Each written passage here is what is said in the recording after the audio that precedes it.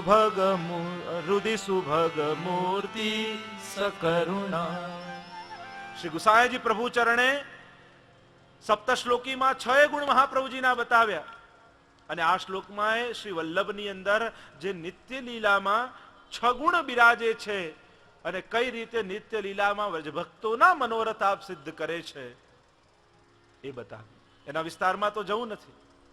શ્રી મહાપ્રભુજીમાં પણ ષટગુણ છે અને શ્રી યમુનાજીમાં પણ 6 ગુણ છે, જેની ચર્ચા શ્રી મહાપ્રભુજીએ યમુનાષ્ટકમાં બતાવીને ટીકામાં આચાર્યોએ કહ્યું, અનંત ગુણ ભૂષિતે શિવ વિરંચિતે વસ્તુતે ઘના ઘન નિભે સદા ધ્રુવ પરાશરાભિષ્ટતે વિશુદ્ધ મથુરા તટે સકલ ગોપ ગોપી વૃતે કૃપા જલધિ સંશ્રિતે મમ મન સુખમ ભાવય. આ શ્લોકમાં આચાર્યોએ ટીકામાં લખ્યું કે શ્રી ઠાકોરજીમાં 6 ગુણ છે, વલ્લભમાં 6 ગુણ છે, એમ યમુનાજી પણ સટગુણ સંપન્ન છે. અને ટીકામાં લખતા કહ્યું, ઐશ્વર્ય અનંત ગુણ ભૂષિતે, એ પદમાં શ્રી યમુનાનું ઐશ્વર્ય બતાવ્યું. આપ અનંત ગુણોથી ભૂષિત છો. અને દ્વારકેશજી તો ટીકામાં કર્યું, અનંત એટલે કોણ? કે ઠાકોરજી. ભગવદ ગુણથી આપ ભૂષિત છો. ઠાકોરજીમાં જે ભક્તોના મનોરથ પૂર્ણ કરવાનો જે ગુણ છે એ ગુણથી આપ ભૂષિત છો. કે પ્રભુની અંદર જે ગુણ રહેલો છે કે જીવ જે કાંઈ મનોરથ લઈને આવે એના સઘળા મનોરથો સિદ્ધ કરવા, એ જે ગુણ છે એ ગુણ શ્રી યમુનાજીમાં બિરાજે છે, અને આપ એવા ગુણથી ભૂષિત છો. એ જ આપનું ઐશ્વર્ય છે. અનંત ગુણ ભૂષિતે. બીજું છે વીર્ય ગુણ. શિવ વિરંચિદે વસ્તુતે. જેમ મોટા મોટા દેવતાઓ ભગવાનની સ્તુતિ કરે છે, એમ મોટા મોટા દેવતાઓ યમુનાજીની પણ સ્તુતિ કરે છે. એ આપનું વીર્ય ગુણ છે, એ આપનું સામર્થ્ય છે. ત્રીજું છે ઐશ્વર્ય યશ. ઘના ઘન નિભે સદા.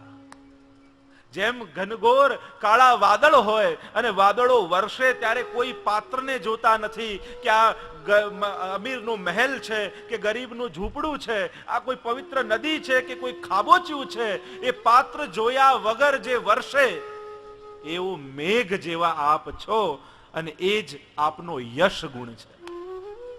આપનો યશ એટલે જ ફેલાયો છે, પાત્ર જોયા વગર આપ કૃપા કરી દો છો. અપાત્રને પાત્રતા આપવાનું સામર્થ્ય આપનામાં છે, એ જ આપનો યશ ગુણ છે. ઐશ્વર્ય વીર્ય યશ શ્રી. યમુનાજીમાં શ્રી ગુણ કયો? ધ્રુવ પરાશરાભિષ્ટ દે. ધ્રુવજી અને પરાશરને અભિષ્ટ સ્વયં ઠાકોરજી શ્રી રૂપે આપ્યા છે. સાચું લક્ષ્મી કયું?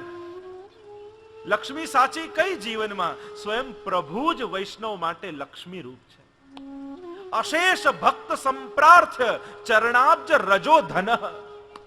શ્રી મહાપ્રભુજીનું 108મું નામ કે આપ ના ચરણના કમલની જે રજ છે એ જ જેના માટે સર્વ ધનરૂપ છે, એવા વૈષ્ણવ દ્વારા આપ સેવાયેલા છો. તો પ્રભુ જ જેના માટે શ્રી છે, તો ધ્રુવ અને પરાશરને અભિષ્ટ ફળ આપનારા આપ છો. એ આપનું શ્રી ગુણ. આપણે બધા એમ સમજીએ કે ધ્રુવજીએ તપ કર્યું ને ભગવાન મળી ગયા.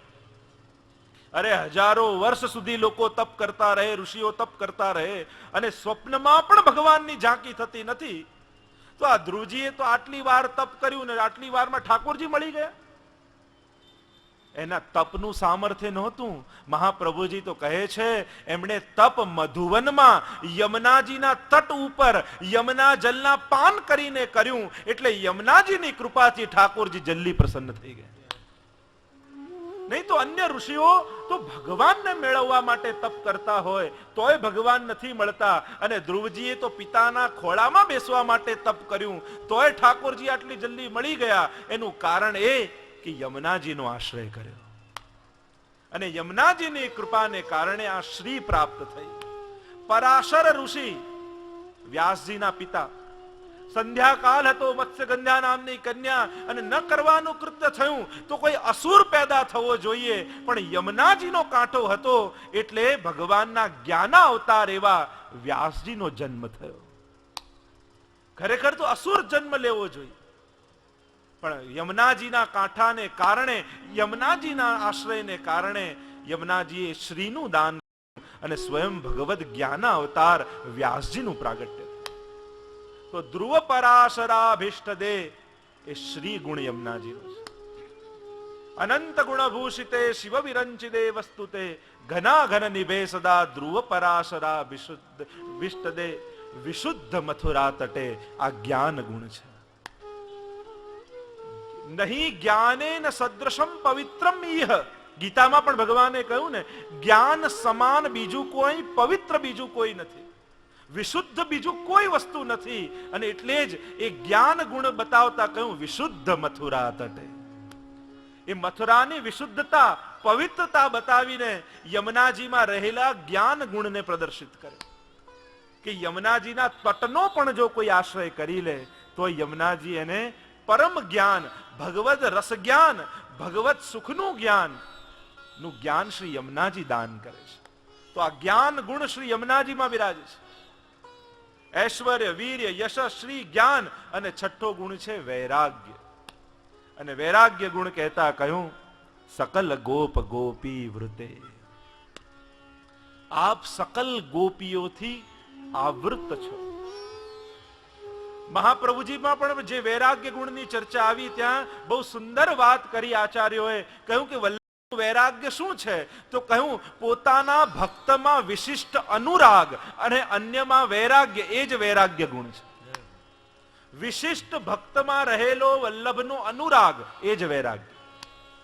તો આ યમુનાજીમાં વૈરાગ્ય ગુણ કયો? સકલ ગોપ ગોપી વૃતે. આ ગોપીજનો કેમ આવૃત થયેલા છે? કારણ કે બધા યમુનાજીના કાંઠે છે અને યમુનાજીને વિનંતી કરવા આવ્યા છે, અમારો મનોરથ સિદ્ધ કરો, અમારો આ મનોરથ છે આપ સિદ્ધ કરી દો, અમે આપને આ ભોગ ધરીશું, અમે આપનો આ મનોરથ કરીશું. અને સઘળા ગોપીજનો પોતાનો મનોરથ સિદ્ધ કરવા માટે યમુનાજી આવૃત થયેલા છે. તો આ સઘળા મનોરથો સિદ્ધ કરવા યમુનાજી તત્પર થયા છે. અને આ ગોપીઓને પોતાના અંતરંગ સખીઓમાં જે વિશિષ્ટ અનુરાગ યમુનાજીનો છે એ જ યમુનાજીનો વૈરાગ્ય ગુણ છે. આમ 6 ગુણ શ્રી યમુનાજીમાં બિરાજે અને 6 ગુણ ભર્યા છે એટલે હરિરાયજીએ કહ્યું રંગ ભરી. ભગવદ ગુણ ભરી એટલે જ રંગ ભરી. અને કૃપા જલધિ સંશ્રિતે કહીને ધર્મી સ્વરૂપ કહ્યું કે આ 6 ગુણ જેની અંદર બિરાજે છે એ યમુનાજી ધર્મી સ્વરૂપ શ્રી ઠાકોરજીનો આશ્રય કરે છે. તો પિય સંગ રંગ ભરી. આ રંગ ભરી, રંગ ભરી એક શબ્દ ઢાઢી લીલામાં પણ આવે, રંગ ભરી ઢાઢણિયા. જ્યારે ઢાઢી લીલામાં નંદ મહોત્સવનો જે આનંદ થયો અને આનંદનો જે આવેશ ઢાઢણને આવ્યો, તો ત્યાં પણ પદ લખ્યો છે હરિરાયજીએ રંગ ભરી ઢાઢણિયા. આ રંગ ભરી શબ્દ અનેક જગ્યાએ મળે. રંગ લગે જો શ્રી વૃંદાવન કો રંગ, સ્ત્રી ભાવ પ્રગટ હોય પલ में, પુમ ભાવ હોય ભંગ. બીજો રંગ વૃંદાવનનો રંગ. અને વૃંદાવન આ વ્રજનો રંગ લાગે તો શું થાય? સ્ત્રી ભાવ હોય પ્રગટ હોય પલ में, પુમ ભાવ હોય ભંગ. આ રંગ લાગતા જ ભક્તની અંદર રહેલો સ્ત્રી ભાવ, ગોપી ભાવ પ્રગટ થઈ જાય અને પુમ ભાવ ભાગી જાય. સ્ત્રી ભાવ, ગોપી ભાવ પ્રગટ થાય. પેલું વ્રજવાસીઓ કથા કહેતા હોય છે ને કે આ